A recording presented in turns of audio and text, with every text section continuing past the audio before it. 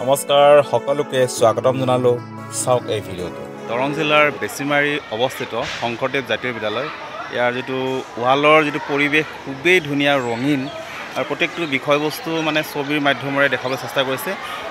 এজন শিল্পীয়ে এখেতে গোটেইখিনি কৰি উলিয়াইছে আৰু এখন বিদ্যালয়ৰ কলাত্মক পৰিৱেশ শংকৰদেৱ জাতীয় বিদ্যালয় উচ্চতৰ মাধ্যমিক বিদ্যালয় এয়া আছে দৰং জিলাৰ বেছিমাৰী চাওক সন্মুখতে আছে এনেকৈ অসমৰ জাতীয় উৎসৱ বিহু লগতে বাগৰুম্বা আৰু চাহ জনগোষ্ঠীৰ নৃত্য ঝুমুৰ নৃত্য চাওক ঝুমুৰ নৃত্যৰে কেইদিনমান আগতে বিশ্ব ৰেকৰ্ড কৰিছিল তাৰে এটা আভাস সুন্দৰ বিদ্যালয়ৰ পৰিৱেশত দেখিবলৈ পোৱা গৈছে লগতে ভাৰতৰ যিবোৰ মহামানৱ ৰবীন্দ্ৰনাথ ঠাকুৰৰ কি ধুনীয়া এটি প্ৰতিমূৰ্তিৰ লগতে এয়া হ'ল সুভাষ চন্দ্ৰ বসু কি ধুনীয়াকৈ বিদ্যালয়ৰ ওপৰত এনেকৈ অংকন কৰি ৰাখিছে সঁচাকৈ ছাত্ৰ ছাত্ৰী ইয়াৰ পৰা শিকিবলৈ পাৰিব লাচিত বৰফুকন বীৰ পুৰুষ লাচিত বৰফুকন কেনেকৈ এইখিনি সময়ৰ ঘটনাসমূহ তেখেত সোঁৱৰাই তুলিছে গণতন্ত্ৰ স্বাধীনতাৰ সেই সময়ৰ এটা প্ৰতিচ্ছবি দাঙি ধৰিবলৈ চেষ্টা কৰিছে লগতে জাতিৰ পিতা মহামানৱ মহাত্মা গান্ধী কি ধুনীয়াকৈ এই বিদ্যালয়ৰ বেৰত উলিয়াইছে শিল্পী শফিকুল ইছলামে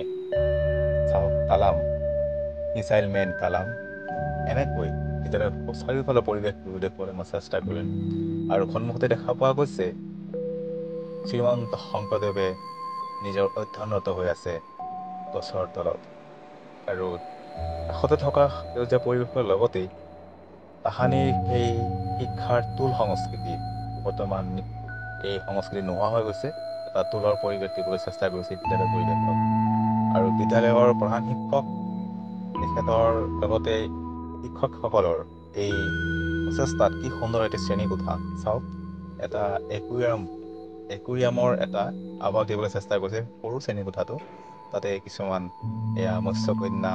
সাংগৰ অক্টোপাছ সামুদ্ৰিক মাছবিলাক ইয়াতে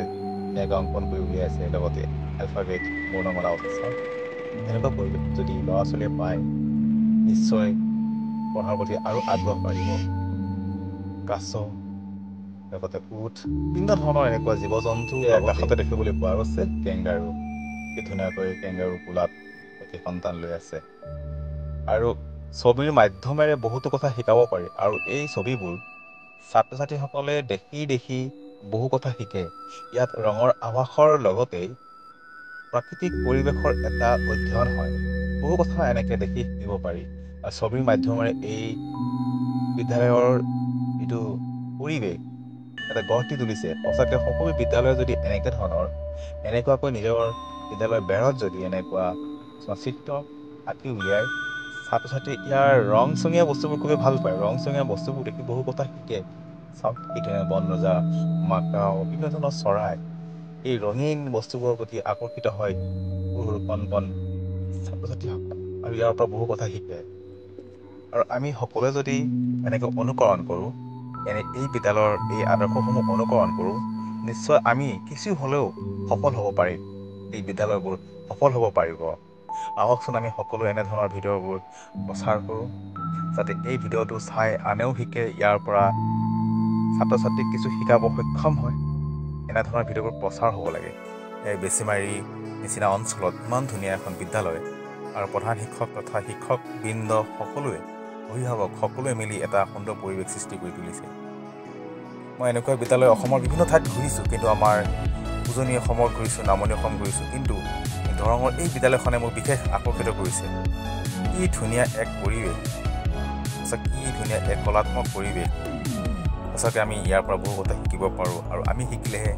ছাত্ৰ ছাত্ৰীক শিকাব পাৰিম এয়া হ'ল জলহস্তী দেখিছে কেনেকুৱা এটা